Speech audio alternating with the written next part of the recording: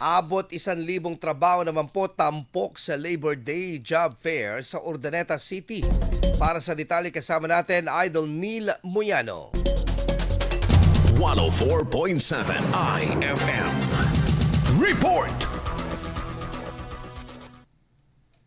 Aarangkada ang on-the-spot hiring sa Urdaneta City kaugnay ng pagdiriwang ng ika-134 na Labor Day Job Fair sa darating na Mayo 1, 2026. Sa pagtutulungan ng Department of Labor and Employment o TOLE at Public Employment Service Office o PESO, inaasang mas mapapadaling pagganap ng trabaho ng mga aplikante dahil magkakaroon ng on-the-spot validation at application kung saan maaari silang matanggap sa mismong araw ng job fair. Layunin ng naturang programa na mabigyan ng pagkakataon ng mga aplikante na magkatrabaho mula sa iba't ibang local at overseas job opportunities sa pamamagitan ng partisipasyon ng iba't ibang employers. Bukod dito, magkakaroon din ng mga insentibo para sa mga dadalo na magbibigay ng instant prizes para sa unang 150 applicants, habang kakaibang regalo naman para sa ika-124 na aplikante. Ang inisyatibong ito ay naglalayong magbigay ng mas maraming oportunidad sa mga manggagawa sa loob man o labas ng bansa. Kasama mo mula rito sa FM Nostokupan, ito si Abot Nilmeno, Tatak IFM.